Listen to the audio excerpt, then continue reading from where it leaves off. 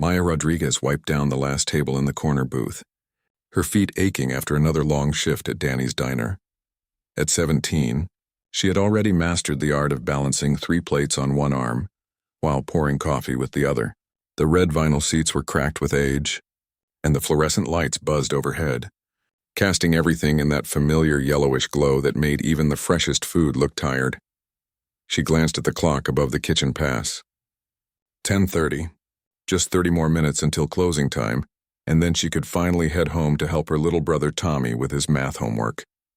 Her mother Rosa would already be asleep by now, exhausted from her double shift at the textile factory. Maya had learned not to wake her unless it was absolutely necessary. The diner was nearly empty now, save for old Mr. Peterson nursing his 3rd cup of decaf and reading yesterday's newspaper for the 2nd time. Maya liked the quiet of late-night shifts. During the day, Danny's was chaos. Construction workers grabbing quick lunches, families with screaming toddlers making messes she'd spend 20 minutes cleaning up, and teenagers from her high school who pretended not to know her when they came in with their parents. But tonight felt different. Maya couldn't shake the feeling that something was about to happen, though she couldn't put her finger on what. Maybe it was the storm clouds gathering outside, or the way the wind kept rattling the front door, or maybe it was just the weight of everything pressing down on her shoulders. The stack of unpaid bills hidden in her mother's purse, Tommy's inhaler that was running low, and the college brochures she kept stuffed under her mattress like some impossible dream. The bell above the door chimed, and Maya looked up to see a man in an expensive suit stumbling through the entrance. He was probably in his 50s, with silver hair that looked like it had been professionally styled that morning but was now disheveled. His tie was loosened, and there was a frantic energy about him that made Maya straighten up instinctively. He slid into the corner booth, the same one Maya had just finished cleaning, and immediately pulled out his phone. She grabbed a menu and a glass of water, approaching cautiously. Rich people made her nervous. They had a way of looking right through her, as if she was just part of the furniture. "What can I get you tonight?" Maya asked, setting the water down gently. The man barely glanced up from his phone. "Just coffee, black, and make it strong." His fingers were drumming impatiently on the table, and Maya noticed his expensive watch catching the light. Everything about him screamed money, from his leather shoes that probably cost more than Maya made in a month, to the way he held himself like someone accustomed to getting what he wanted. Maya poured the coffee and set it down, but the man was already deep in conversation. No, he was saying into his phone, his voice tight with stress. "The paperwork has to be filed by Monday morning. If we miss that deadline, the whole deal falls apart." She tried not to eavesdrop, but the diner was small and his voice carried something about contracts and millions of dollars and investors who were getting nervous. Maya had no idea what kind of business he was in, but it sounded important and complicated and completely foreign to her. World of minimum wage and split shifts. The man, she heard him say his name was Victor. Something during one of his calls. Kept checking his watch and muttering under his breath. He'd ordered a piece of pie he hadn't touched, and his coffee was getting cold while he paced back and forth beside the booth, phone pressed to his ear. "Listen, David," he was saying now, and Maya could hear the desperation creeping into his voice. "This community project means everything to me. We're not just talking about money here. We're talking about preserving something that matters. These families have lived in that neighborhood for generations." Maya found herself genuinely curious despite herself. She'd expected him to be talking about some cold business deal, but he sounded like he actually cared about the people involved. Maybe rich people were more complicated than she'd thought. Around 11:15, Maya heard a truck pulling up outside. Victor rushed to the window and waved at the driver. "Finally," he muttered, throwing a $20 bill on the table, way more than his coffee and untouched pie cost. He grabbed his coat and rushed toward the door, still talking rapidly into his phone about meeting someone first thing Monday morning. Maya watched through the window as he climbed into the tow truck, gesturing wildly at what looked like a very expensive car with its hood up. Even from inside the diner, she could see him running his hands through his hair in frustration. Whatever was going on in his life, it was clearly not going according to plan. She cleared his table quickly, pocketing the generous tip with a small smile. $20 would buy Tommy's inhaler refill and maybe even leave enough for a small treat. It wasn't often that someone left more than a couple of dollars, and Maya had learned to be grateful for unexpected kindness. even when it came from distracted rich men who probably didn't even realize how much they'd left. It wasn't until she was wiping down the booth one final time that she noticed it. Tucked against the wall, almost hidden by the shadow of the table, was a leather briefcase. Maya blinked, thinking maybe she was seeing things. She bent down, and sure enough, there it was. Expensive-looking brown leather with brass hardware that gleamed even in the dim diner lighting. She looked around quickly, but Mr. Peterson had left while she was in the back getting more coffee, and Danny had already locked himself in his office to count the day's receipts. The briefcase was surprisingly heavy when she lifted it, much heavier than she would have expected. There was a combination lock on it, and she could see initials embossed in gold near the handle: VC Victor, the stressed businessman who'd just left in the tow truck. Maya stood there holding the briefcase, her mind racing. She should call out to Danny or maybe try to catch the tow truck before it got too far down the highway, but something held her back. Maybe it was the weight of the case in her hands, or the way Victor had been talking about millions of dollars, or just the strange feeling that this moment was going to change everything. Instead, she made a decision that surprised even herself. She would take the briefcase home tonight and figure out how to return it tomorrow. It was the responsible thing to do, she told herself. Better to keep it safe than leave it sitting in the diner overnight where anyone could walk off with it. As Maya locked up the diner and walked to her beat-up Honda in the parking lot, she had no idea that the briefcase in her hands contained enough money to change her family's life forever. She just knew that tomorrow, she would do the right thing and find a way to return what wasn't hers. But sometimes doing the right thing turns out to be a lot more complicated than it seems. Maya's hands were trembling slightly as she fumbled with her car keys in the diner parking lot. The briefcase sat heavy in the passenger seat beside her, and she kept glancing at it like it might disappear if she looked away too long.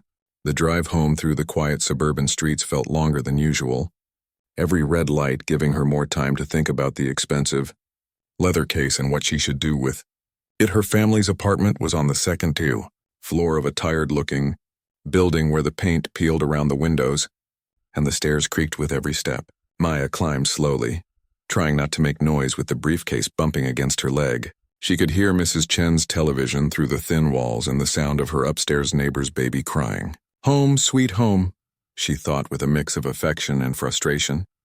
The apartment was dark except for the soft glow of the kitchen light Rosa always left on. Maya slipped inside quietly, setting the briefcase down by the door while she kicked off her work shoes. Her feet were killing her, and she could smell the lingering scent of French fries and coffee that seemed permanently attached to her uniform.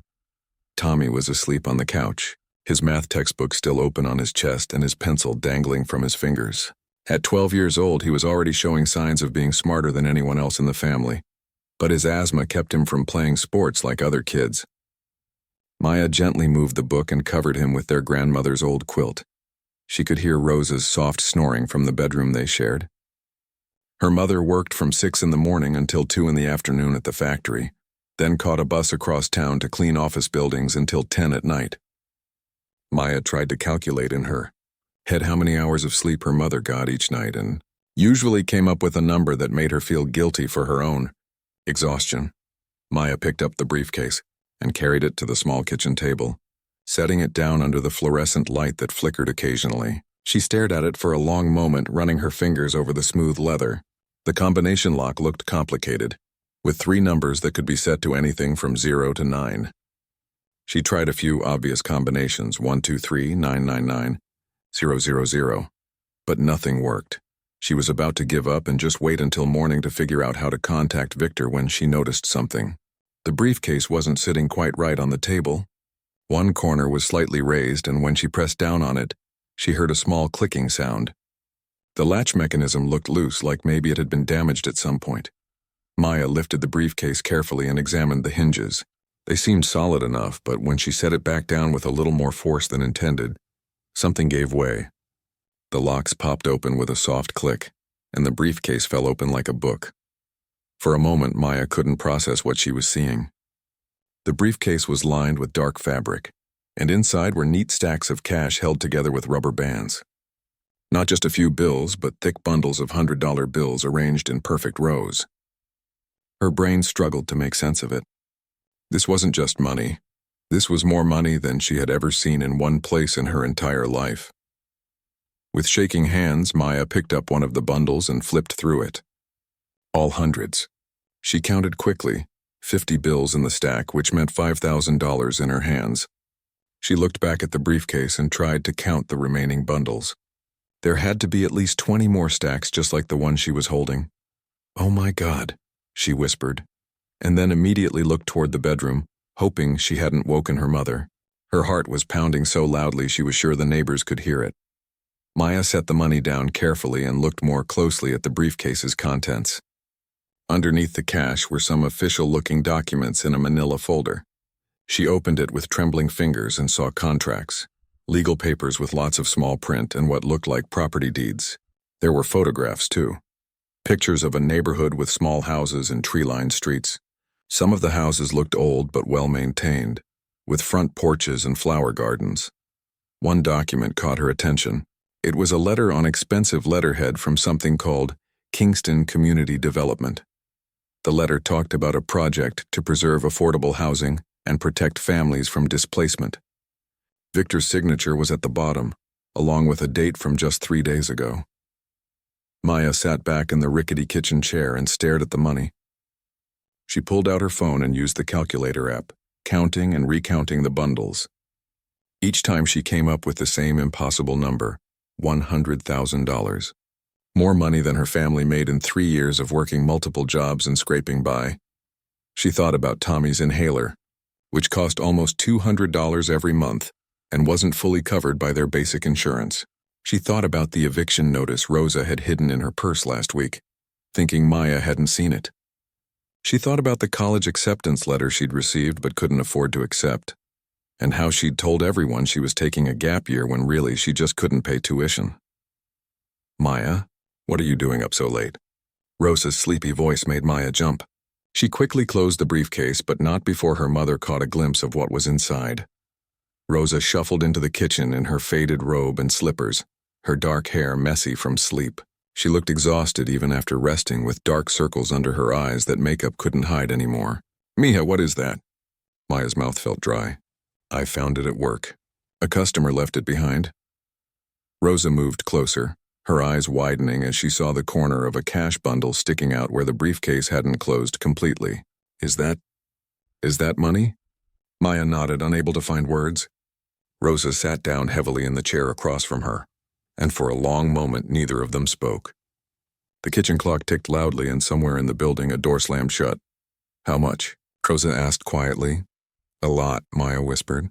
"Like more than we've ever seen." Rosa reached out with trembling hands and opened the briefcase again. She stared at the money for a long time, and Maya watched her mother's face cycle through shock, disbelief, and something that looked almost like pain. "We have to return it," Maya said, though the words felt heavy coming out of her mouth. Rosa picked up one of the bundles and held it like it might bite her.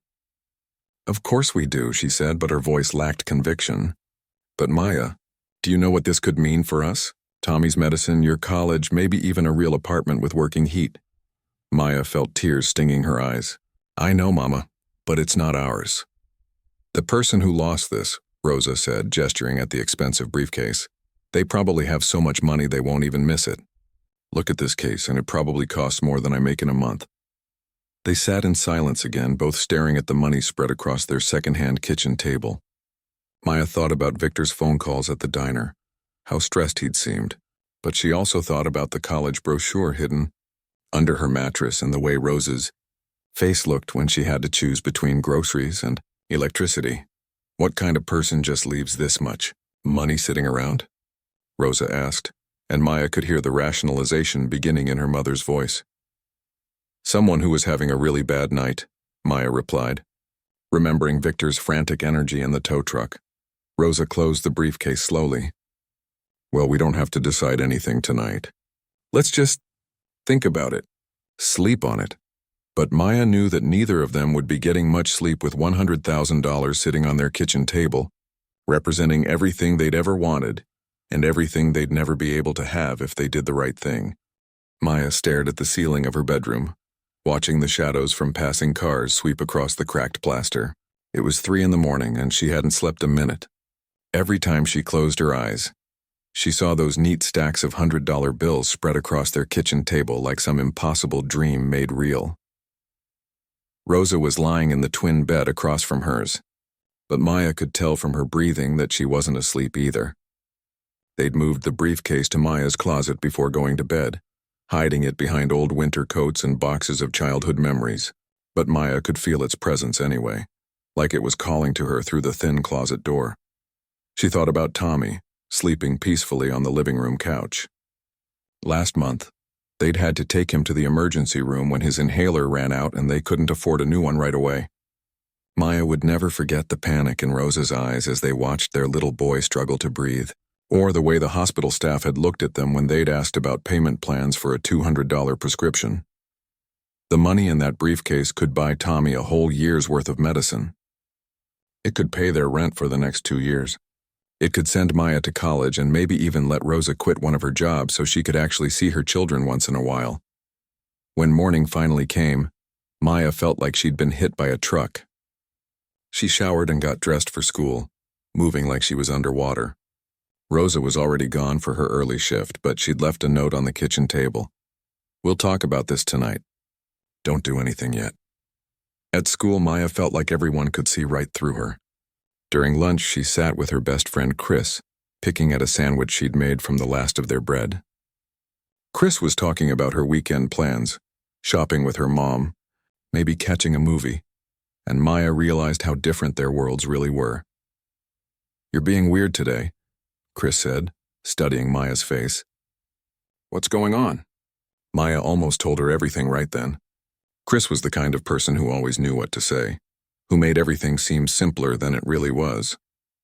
But something held Maya back. Maybe it was the way Chris casually spent $20 on lunch without thinking about it, or how she complained about her parents being cheap when they wouldn't buy her a new phone. "Just tired," Maya said instead. "Long shift last night." After school, Maya had a few hours before her evening shift at the diner. Instead of going straight home, she walked to the public library and found an empty computer. Her hand shook slightly as she typed Victor Castellanos businessman into the search bar. The results made her stomach drop. Victor wasn't just wealthy, he was seriously rich. Articles from business magazines showed him at charity galas and community events, always in expensive suits and surrounded by other important-looking people. There were photos of him shaking hands with politicians and cutting ribbons at new buildings. But as Maya read more, she realized Victor wasn't just another rich guy. Most of the articles talked about his community development projects, how he'd grown up in poverty and now used his wealth to help preserve affordable housing. There were quotes from families he'd helped, pictures of neighborhoods he'd saved from demolition. One article from last year showed Victor standing in front of a row of small houses that looked exactly like the ones in the photos from the briefcase. The headline read, "Local developer fights to preserve historic neighborhood."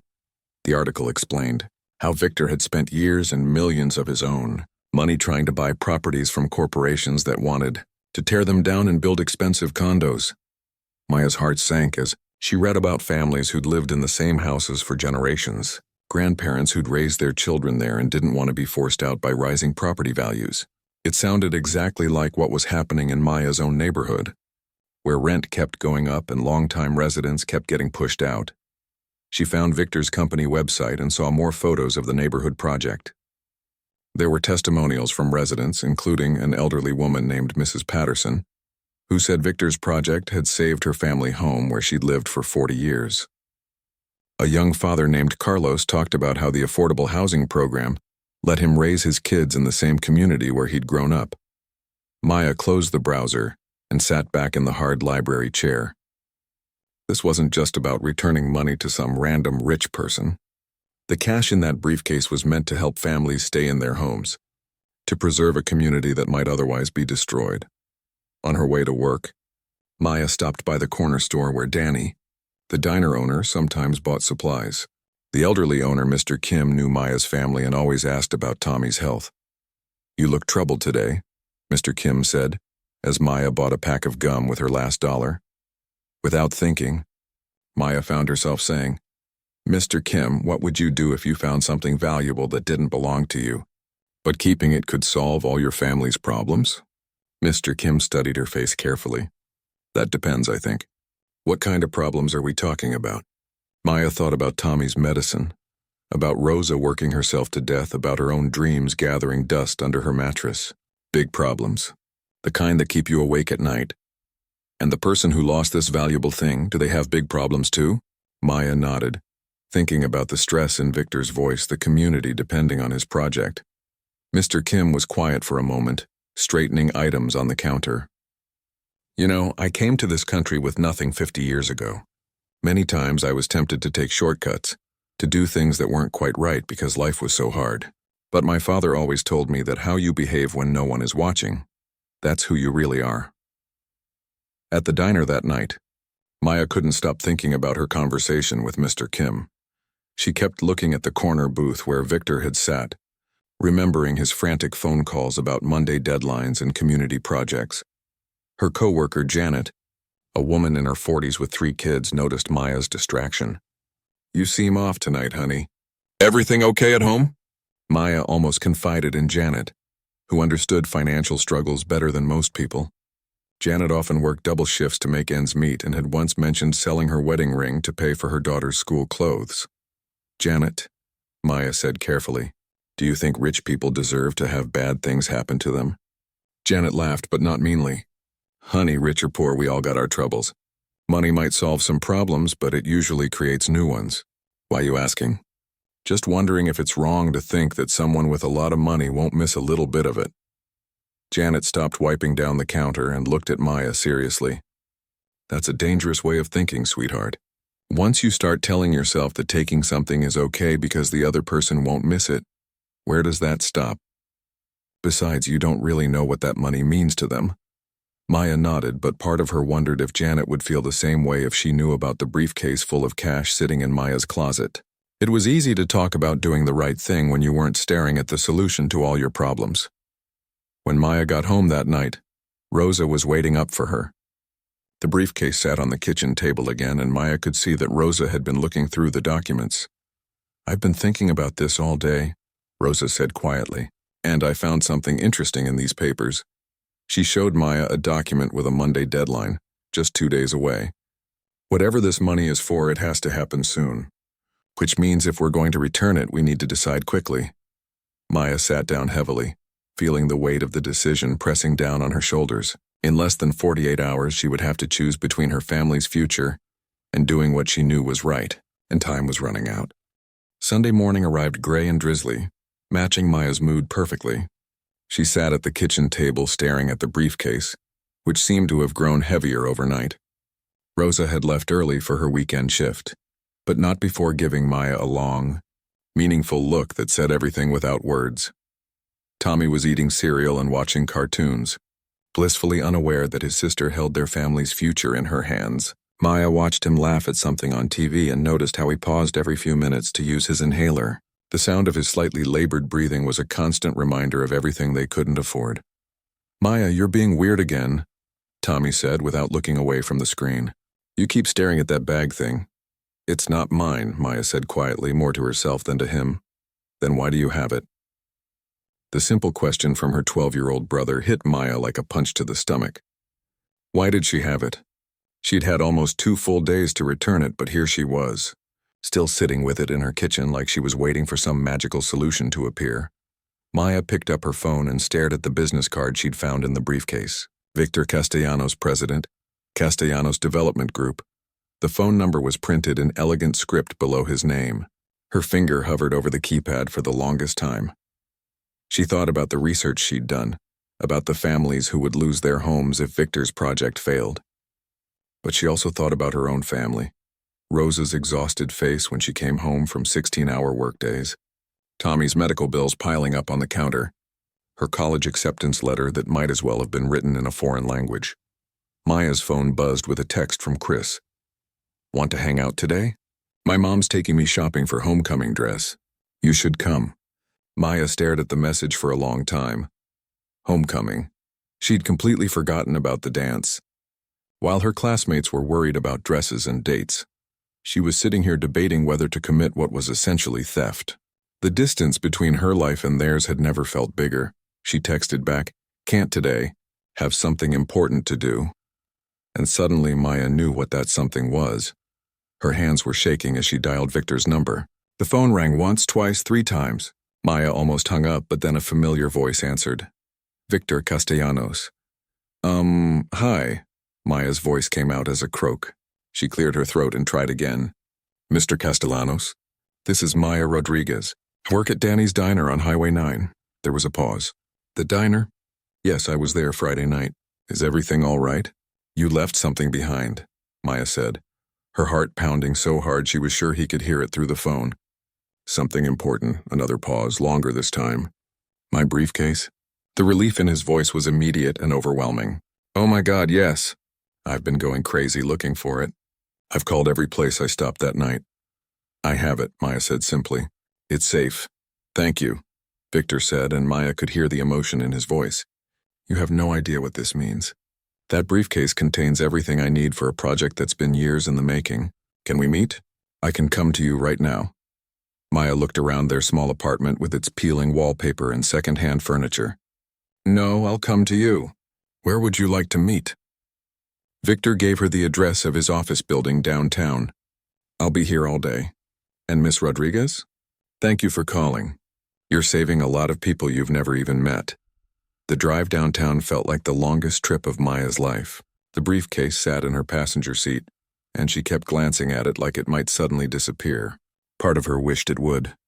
Victor's office building was nothing like Maya had expected. Instead of some gleaming corporate tower, it was a converted warehouse in an older part of the city. The lobby was simple but warm, with photos of various community projects covering the walls. Maya took the elevator to the 3rd floor, clutching the briefcase handle so tightly her knuckles were white. When the elevator doors opened, Victor was waiting for her. He looked different than he had at the diner, calmer but also tired in a way that went deeper than just losing sleep. Maya? He asked, and she nodded. Please come in. His office was surprisingly modest, with a simple desk and chairs that looked comfortable rather than expensive. The walls were covered with more photos of neighborhoods and families, along with architectural drawings and community planning documents. I can't begin to thank you, Victor said as Maya set the briefcase on his desk. When I realized I'd lost this, I thought my whole project was finished. Maya watched as he opened the briefcase, his relief visible as he saw the money and documents still inside. It's all there, she said quietly. Victor looked up at her, really studying her face for the first time. You counted it? Maya felt her cheeks burn. It opened accidentally. I'm sorry. I didn't mean to look, but when I saw what was inside... $100,000, Victor said, not accusingly, but with understanding. That's a lot of money for anyone, but especially for someone working minimum wage jobs to support their family. Maya's eyes widened. How did you...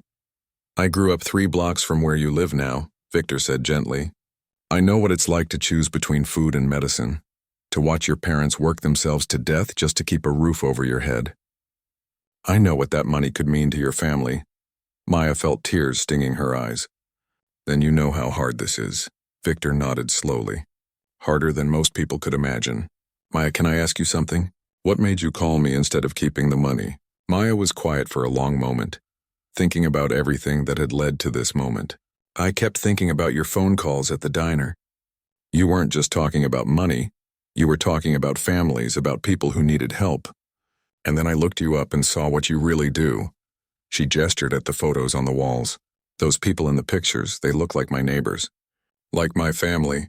I realized that if I kept your money, I might solve my problems, but I'd be creating bigger problems for a lot of other people. Victor was quiet, and Maya saw something that looked like amazement in his eyes. Do you know what this money is for specifically? Maya shook her head and Victor pulled out one of the documents from the briefcase. Tomorrow morning, I have to deliver this cash deposit to close on the final property in the Riverside neighborhood. It's taken me 3 years to buy all the houses on those 2 blocks. And if I don't complete this purchase by noon tomorrow, a development company will swoop in and tear down everything to build luxury condos. He showed her a photo of a small blue house with a front porch swing. This is Mrs. Delgado's house. She's lived there for 45 years, raised 6 children there. She's 73 years old and has nowhere else to go. There are 12 other families just like hers depending on this deal.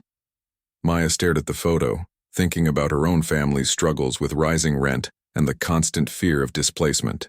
What happens if you succeed? We turn it into a community land trust, Victor explained. The families get to stay in their homes with affordable mortgages, and the neighborhood stays a neighborhood instead of becoming another playground for rich people. Maya felt a strange mix of sadness and pride wash over her. She'd made the right choice, but it still hurt. I should go, she said, standing up. Wait, Victor said, reaching into his desk drawer. I want to give you something for returning this. It's only right. Maya shook her head firmly. I don't want anything. I just did what anyone should do. Victor looked at her with an expression Maya couldn't quite read. You know, I've met a lot of people in my life. Politicians, business leaders, community activists. But what you just did? That takes a kind of courage most adults don't have. As Maya walked back to her car, she felt strange, sad about the money, but also somehow lighter than she'd felt in days. She'd chosen to do the right thing, even when it cost her everything she wanted. She had no idea that her choice would end up changing her life in ways she never could have imagined. Maya drove home from Victor's office in a daze, her hands still trembling slightly on the steering wheel. The passenger seat where the briefcase had sat for 3 days now felt impossibly empty. She'd done the right thing, she knew that in her heart, but it didn't make the weight of her family's problems any lighter. When she walked into their apartment, Rosa was waiting at the kitchen table with a cup of coffee growing cold in her hands. The look on her daughter's face told her everything she needed to know. You gave it back, Rosa said quietly. It wasn't a question. Maya nodded, sinking into the chair across from her mother. I had to, Mama. You should have seen the photos in his office, all these families who needed that money more than we did. Rosa reached across the table and took Maya's hand. I'm proud of you, Mija. It was the right thing to do, even though it was the hardest thing to do. Tommy looked up from his homework at the table. What are you guys talking about? Nothing important, baby, Rosa said, but Maya saw the worry lines around her mother's eyes deepen. Tomorrow they'd still have to figure out how to pay for Tommy's next inhaler refill. The next few days passed in a blur of school and work. Maya threw herself into her routine, trying not to think about the money or what it could have meant for their future.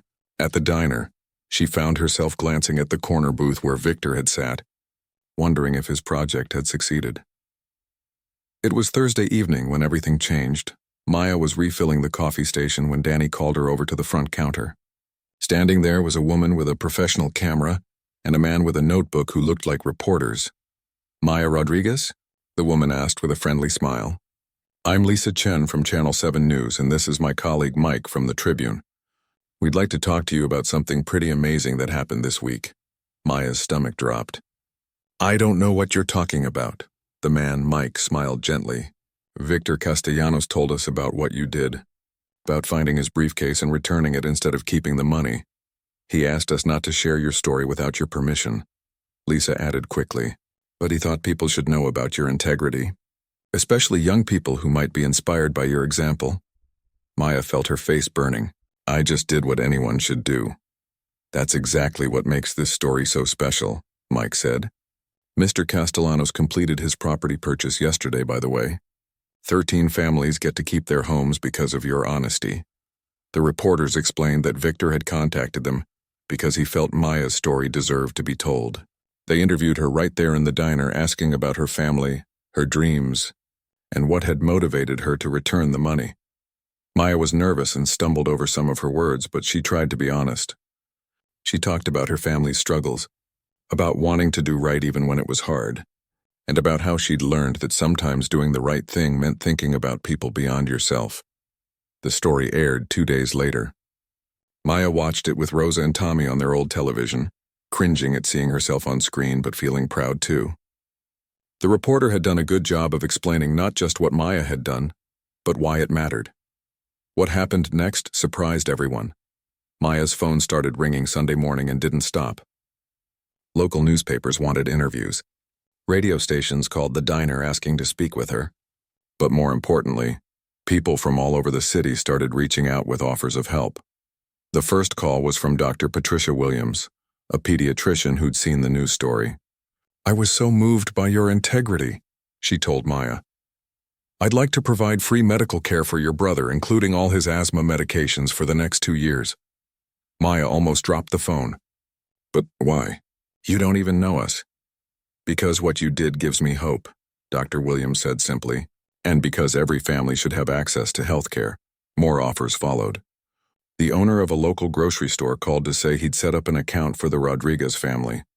$100 a month in free groceries for the next year. A mechanic offered to fix Rosa's car, which had been making concerning noises for months. A local scholarship foundation reached out about funding Maya's college education. But the most surprising call came from Mrs. Elena Delgado herself, the elderly woman whose house Maya had helped save, Mia. Mrs. Delgado said in heavily accented English, "I heard what you did for my neighborhood, for my house where I raised my babies.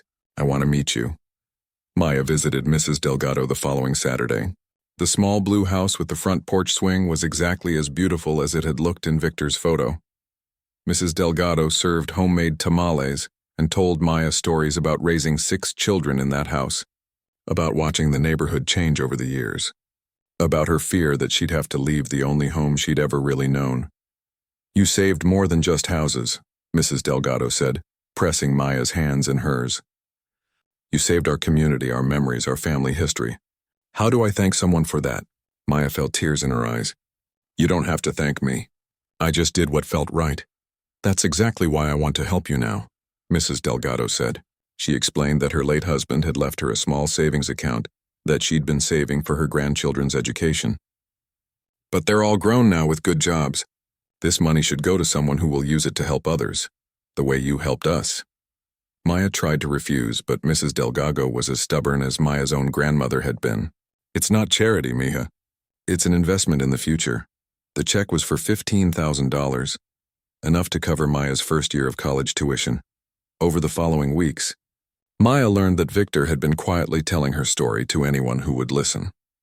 Not to embarrass her, but because he genuinely believed that in a world full of bad news, people needed to hear about someone choosing to do right. Local high schools invited Maya to speak to their students. She was nervous at first, but she found that talking about her experience helped her understand it better too. She told students that integrity wasn't about being perfect. It was about making hard choices and living with the consequences. "I won't lie to you," she'd tell them. "Giving back that money was one of the hardest things I've ever done. For 3 days I had the solution to all my family's problems sitting in my closet, but keeping it would have solved my problems by creating bigger problems for other people, and that's not who I want to be." 6 months later, Maya received her acceptance letter to the state university with a full scholarship, funded by donations from people who'd heard her story. Rosa cried when Maya showed her the letter, and for the first time in years, they were tears of joy instead of worry. Tommy's health improved dramatically with regular medical care, and he started playing soccer, something they'd never been able to afford before. Rosa was able to cut back to just one job when Maya's story led to a promotion at the factory and better hours. But perhaps the most important change was harder to measure. Maya noticed it in small moments, the way she felt when she looked at herself in the mirror, the confidence in her voice when she spoke up in class, the peace she felt when she went to sleep at night. Victor stayed in touch, updating Maya on the Riverside Neighborhood Project. The community was thriving, with new programs for kids and seniors, a community garden and small businesses opening up. "None of this would have happened without you," he reminded her during one of their phone calls. Years later, as Maya walked across the stage at college graduation, she thought about that rainy night at the diner when a stressed businessman had forgotten his briefcase. She thought about the 3 days she'd spent staring at more money than her family had ever seen, and the moment she'd decided to give it back. It had seemed like she was giving up everything. Instead, she'd discovered that sometimes when you choose to do right, the universe finds a way to do right by you too. Not always in the ways you expect, but in the ways that matter most. Maya had learned that integrity isn't just about the big moments. It's about who you choose to be when no one is watching, and who you become because of the choices you make.